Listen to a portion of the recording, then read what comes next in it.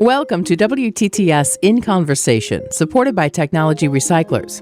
I'm Laura Duncan, and this is our bi-weekly podcast where we share 3 decades of exclusive WTTS interviews. This past spring, singer-songwriter LP spent some time with WTTS morning host Matt Pelsor to promote new music that will be included on her forthcoming 6th studio album. They talked about writing for superstars like Rihanna, Celine Dion, and the Backstreet Boys, and she compared songwriting for those artists versus writing for herself.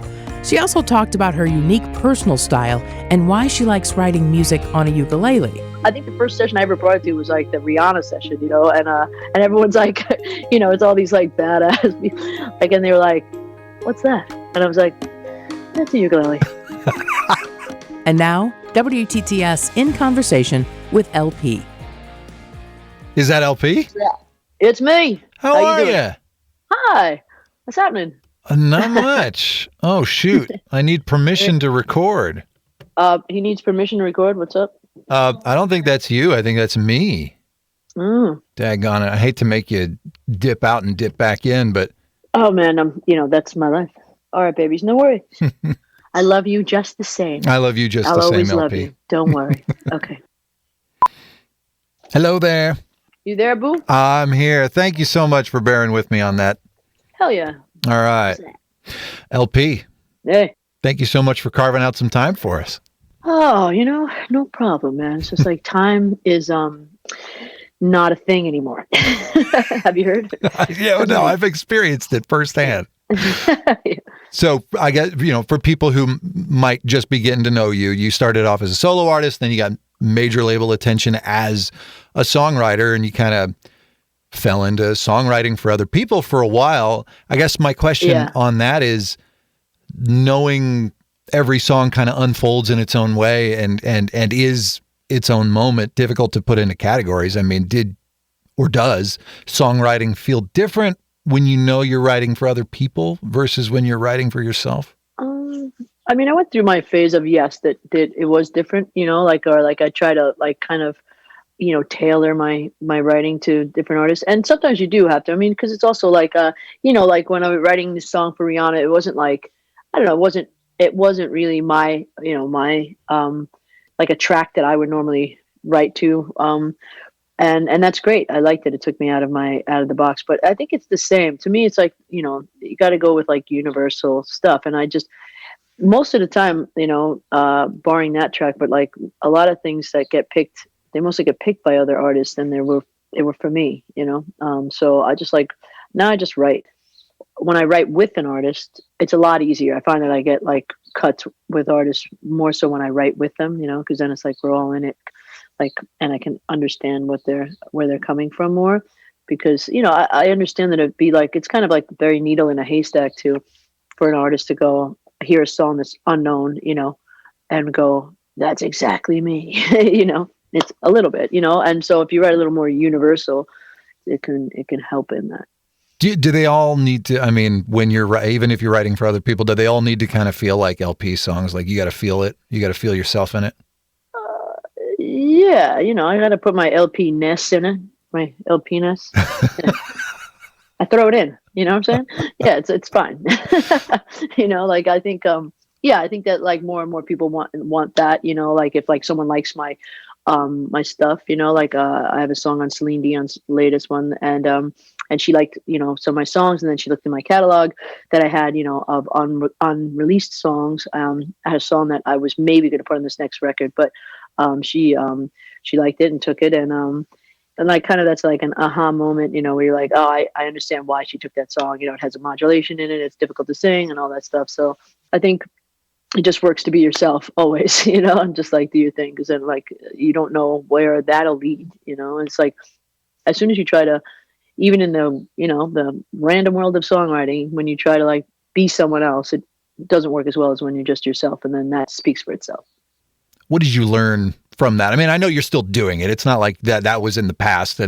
But is there anything about, speaking of which, being true to yourself that you kind of had to grapple with when you were writing for other people? Like, did you feel at any point like maybe you had to try to put yourself in someone else's shoes or somehow step out of yourself to write about certain things? Sometimes, like, but I had a story where I was like 2 weeks before I was writing for Leona Lewis with some big songwriter.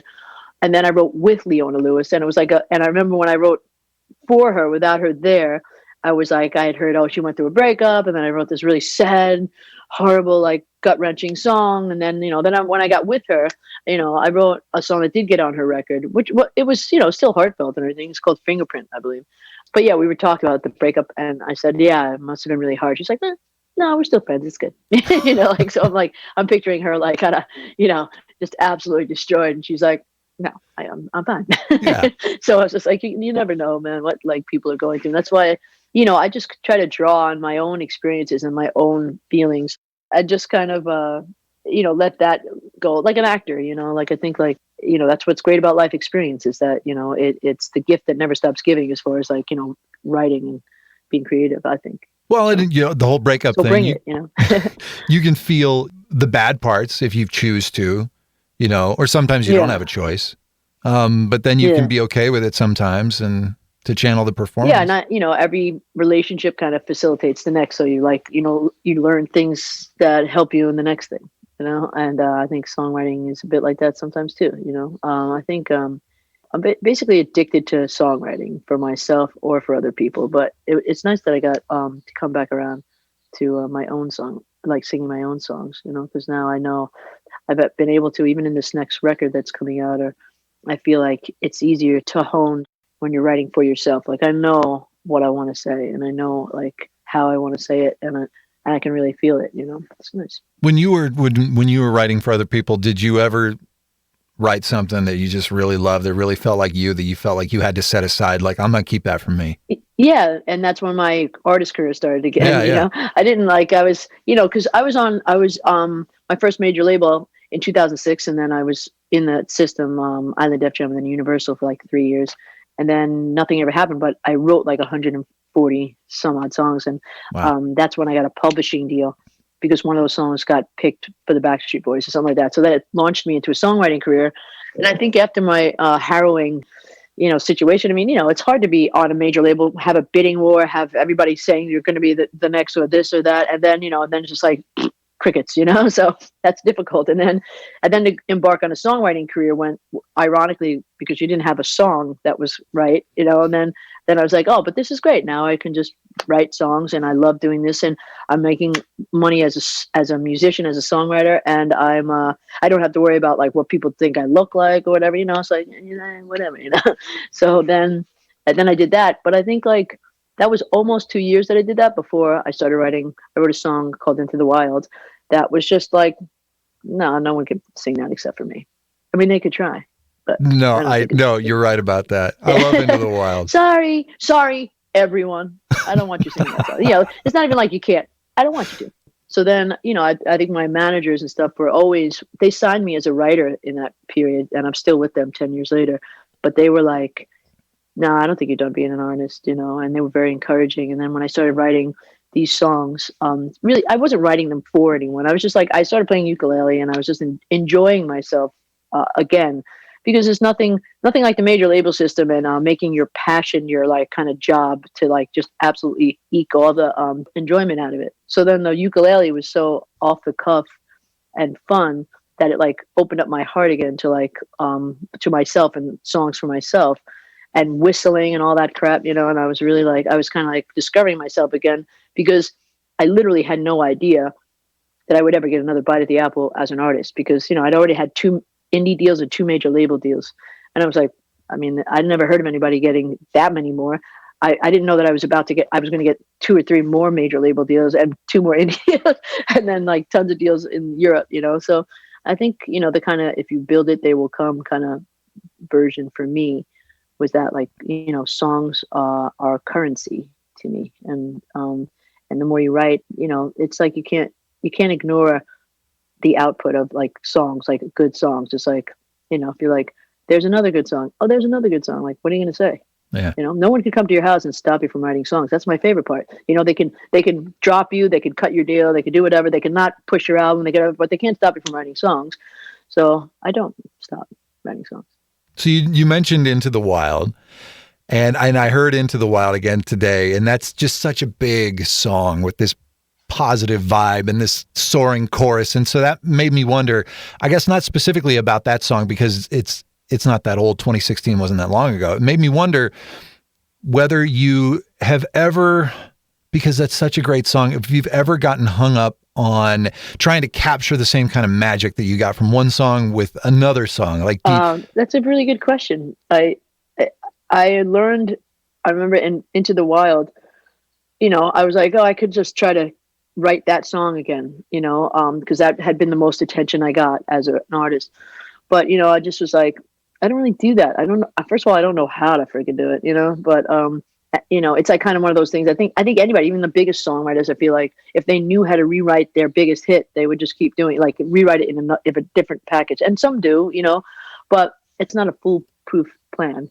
I feel like I kind of dropped that idea to like try to rewrite it. And I mean, I think that's why I came across Lost on You. And then Lost on You has been even, way bigger for me. And, I don't know how to rewrite that song. So I just try to keep writing kind of different songs. Even this record that's coming out, I think there's like a bunch of different sounds on it, and that's what I'm looking for. Kind of, it's like by being a songwriter for other people, I got to realize one of the things about me that was so hard to, I think, on my earlier deals, the thing that was so hard for people to market me and to figure it out is because I'm kind of an eclectic writer, so I don't really have like when people ask about my genre. Not from some like lofty, douchey place where it's like, you couldn't possibly categorize what I do. There's no genre, really. It's like not like that. It's like, but I do have like, there's a lot of variety, I think, in how I write because that's just, the nature of my multiple personality, It's awesome. But at the same time, I mean, you've got this polished sound on the records. I mean, I've been listening to Lost on You and Heart to Mouth and Forever for Now, and there's production there. Forever for Now is very slick. Forever for Now was a problem, to be honest. It was not supposed to be that slick. It was the wrong producer, very gifted, great producer, Rob Cavallo. Interesting. Not the guy that was supposed to do my record, but he was the chairman of the label and he wanted to do it. And, I think it came from a place of like excitement that he wanted to do it. But, in my heart, I knew that like, he wasn't really the guy to like, and it just got very slick. I think he wanted me out there competing with like, literally like the Katy Perrys of the world and stuff like that, at the time. I feel that. Yeah. And I was like, and there was no, I don't know. It's like really hard when you're in a creative space with someone to be like, especially a guy of that level, that's like multi-Grammy award-winning producer with like huge acts and all this stuff, like Green Day, My Chemical Romance, all that stuff, like every Green Day record. So you don't say like, you sure you know what you're doing? Like, that's like, that's a surefire way to get shit out the end of the ride onto the street. Like, what did I say? Kind of thing. And so I didn't, I just kind of went with it. But that record pisses me off. We'll be right back with Matt Pelsor's interview with LP on WTTS In Conversation with support from Technology Recyclers. What happens to your obsolete electronics? It's estimated that only 18% of all electronic waste is properly recycled globally. This harms the environment, wastes natural resources, and pollutes our landfills. You should be recycling your computers and electronics. Technology Recyclers has the solution. With their R2 certification, they guarantee 100% data destruction. Their state-of-the-art shredding and separation system ensures nothing ends up in landfills. They're Hoosier veteran-owned and always free to you and your company. Visit Technology Recyclers on the web. We now return to WTTS In Conversation, picking up where we left off on the topic of LP's album production. Well, okay, so that one aside, though, I mean, there's slick production on the other two, which are great. How much of that do you think about when you're writing? I mean, like all of these little enhancements, the vocal. Well, I mean, I think that the from Lost and You on after Forever for Now, I think, when Mike Del Rio came, to the helm. Yeah. I think he figured out how to make it all sound like, like, yes, production and like stuff that enhances, but like, but the vocal felt like real and didn't feel like, there was 27 of me, kind of like pinpointed into this, like, it's way more nuanced. So, I think I think Mike, in a way, I feel, cracked the code of like recording me vocally. And, my voice can get very slick. I have a pop voice in a way, but it's like, and I think that's been part of like the appeal to people that have signed me in the past and everything. But there's a rawness to it that I feel like has to be captured, Yeah. It's like I'm still kind of at heart like a bit of a rock singer in a way. Well, performance is more important than production, right? Yeah. And you feel the performance with that. But I mean, performance is very important. And when I hear you do stripped down stuff, the performance is still there and the song still has the impact. Yeah. Have you ever thought about doing a stripped down record or anything like that? Yeah, for sure. I have. There's like, things move at such a clip these days. You know what I mean? That's like, there's like, it's not like a lot of time to like be like, well, this record's going to come out. This record, I'd like to do an entire like stripped down live record for this. I have a whole idea, which is in and around what the name of the record's going to be, but I'm not at liberty to talk about that. Sure. How's this new one going? I mean, you got the 2 songs out, but amazing. It's very eclectic, and it feels great. I was already feeling like I had the whole record when I was going to go into tour in March of 2020, and then like, maybe add a few songs that I wrote on the road. But being home the whole year, I was able to do like some immersive like writing trips and like, stay at home trips, and just got another whole batch of songs while I was there, and so I was able to like kind of really dial in the song list, and I have a bunch of stuff left over. It's always fun when I feel like I have like 5 or 6 songs left over for the next record, and often only maybe 2 to 3 of them will make that record, but I always feel like I got stuff in the bank, I feel good. So I think it's been a blessing to be home this much and to be more in on production and more in on what songs really fit together on this record. Can we talk about the ukulele? You want to talk about the ukulele? Yeah, sure. Yeah. You write a lot on uke, which is yeah. That's an instrument that I go way back with. I mean, it was the first instrument my dad ever gave me, and I've never really got good at it, but I have an affinity for it. So I gravitated to you through the ukulele. I mean, I don't know. I guess it's really useful for melody and songwriting, and the range really suits your singing style. What is it about the uke? It's a polarizing instrument because some people are just like, oh, their eyes glaze over when they're just like, I can't. Why I can't, like whatever they get like, or it's like not complicated enough, and I'm like, I play guitar too, but I really did like the simplicity of the ukulele just really struck me. And I remember, it was an instrument that I came across just freely of like in my songwriting thing. Like, I wasn't like, hey, you know what? I think I'm going to be that dyke who like plays ukulele and whistles. It's going to be great. I'm really excited. Wait till they see this. Crazy. But I was like, but I started playing just to like simply bring it. I think the first session I ever brought it to was like the Rihanna session, and everyone's like, it's all these like badass, like, and they were like, what's that? And I was like, that's a ukulele. Like, oh, really? And then because I would start like, they'd play this like boom, boom track, like, and then I'd like be like, what are the chords on that? Like after we got the melodies and stuff, when I'd go and work on words in the corner, like with the ukulele, just so I didn't have to like kind of like get battered by the track for another like 3 hours while I wrote lyrics, And so it just became my little kind of conversation piece. And then I started whistling songs to it. I called them like bedroom melodies, and then some songs I have a little strummy thing, but it felt like it just had more of a, I don't know, it just brought out this this kind of shimmer in like the whole, like in my vocal. I thought it was kind of funny for me to have this big like booming voice in some ways, and then have this little piddly instrument. The juxtaposition was interesting to me, and just like being able to take it anywhere, and just like when you go to a session and you come in with your guitar and you're like, put the guitar down, you open it up, and everyone's like, oh, we're going to write it from guitar, huh? And then if you just walk in holding a little freaking ukulele, no one bats an eye because they don't, consider it. And then I'll just be like, what about this, or that? And it just keeps me company, The whistling I love too, obviously. And harmonica too.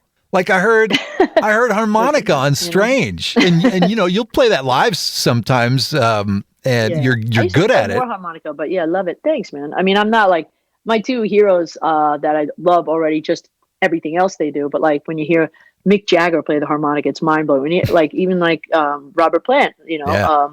it's like it's really cool, and they're like kids of their time, because that was like they both, I believe, studied like blues music, American blues music. I kind of used it like in an early band of mine. I was like almost like a guitar solo, because we didn't have any, that was like the missing link, and I think it's an incredible instrument. It's so much fun. You've got this great personal style too. There's like, there's androgyny to it, but there's, it's done really gracefully. Sometimes androgyny people will they'll make it in your face, but you make it look really chill. Yeah. What would you say your fashion has gone through any kind of evolution? Oh, sure, for sure. I mean, I think androgyny is an art form, to be honest with you. And there's so many, when I see an original presentation of it, I'm just like, yes, like it's, and I think it should be like that. It shouldn't be like, I wouldn't call myself subtle per se, but like, I mean, I think it should be something that like kind of makes the person comfortable but interested. I don't know, it's definitely changed. I always got like, like more and more fitted and stuff like that. I wear a lot of hats, actual hats. And I think it's just like I feel on the inside how I look on the outside, and it took a minute, but it's like your diet, what I mean? You're like, guess what? I shouldn't eat carbs after 8 o'clock, it's like you learn that after you're just like, I feel like horrible for like 3 years, and then you're like, oh right, I shouldn't wear this. I should wear this.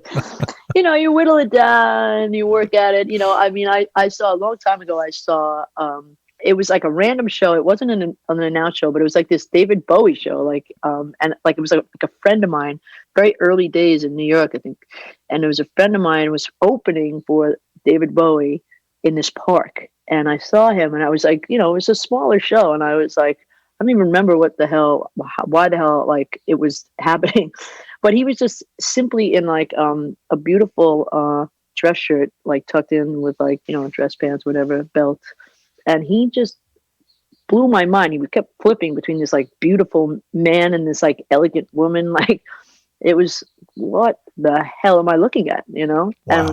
And I was definitely fascinated by, because it's energy too. It's like a masculine, feminine energy. I feel like that. I feel like a tornado of that when I'm on stage. And I don't even know what's happening. In a good way. I mean, I know what's happening. Yeah. See, I know what you mean. But yeah. Your tattoos are awesome. The foot tattoo on heart to mouth, is that a rooster?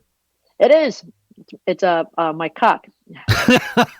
Okay. You can say that on radio, right? My cock. Yeah. It's a rooster. It's a rooster. Relax. Yeah. Everybody calm down. Yeah. Why'd you show that off on the cover? Well, I don't know. I wanted to go barefoot in the suit. I do pretty much like, I do a lot of sailor tattoos, like that's like kind of like the thing, like, everything is kind of around that. I feel like my metaphor for life is really being a sailor, like just like in experience, in travel and everything, and I actually, I could get the pig on the other foot. You're supposed to like it. It's supposed to be on your feet. Like you're supposed to get a rooster and a pig, and they symbolize luck because back in the day when sailors, when the ship went down, all the livestock, like the chickens and the pigs, would be in these wooden crates. And so the ship would go down, everybody would basically drown, or most people would drown, and then there'd be these like roosters and pigs like floating in these wooden crates, like I'm good, I'm alive, and that would be like that was like a symbol of luck, So yeah, I got to get the pig. What's your most recent one? I'm seeing a couple fresh ones. This guy. Yeah. This panther. This was a drunken night in Russia. Should I tell them that story? Oh, please. Hold on, I'll tell you that story. But anyway, so yeah, this was drunken night after my Moscow show, and this Russian tattoo artist that did my cock, and then did the panther. Never gets old. But yeah, and one of our techs, the guitar tech, just sent us an email about how he thinks he might have gotten, this is not funny, but he might have gotten Hep C. And it Yikes. might have been from that tattoo experience. It's like, yeah, not the 700 questionable people you slept with, that time you snorted ants, or whatever the hell you do on a regular basis, and we were like, so yeah, I'm going to get a blood test. Yeah, I'm fine. I just had a blood test and I'm fine. But yeah, I was just like, wow, dude, it's like, I don't think you're right. I think you got to retrace your steps a little better. Anyway, so that's my latest tattoo, and that's my latest story. Why did somebody keep calling me? Just, I got a scam likely call 15 times during this. Yikes. Yeah. LP, this has been really fun. I really appreciate it. See, I told you, 15 minutes. That's all I got. We talked for 25. I don't know if you were keeping track. Oh, right. Yeah. Thank you so much, man. I can't wait to see you guys in the flesh. Indeed. Later on. See you. Bye. WTTS In Conversation, with support from Technology Recyclers. Subscribe to this podcast and find more information at WTTSFM.com. I'm Laura Duncan. Thanks for listening.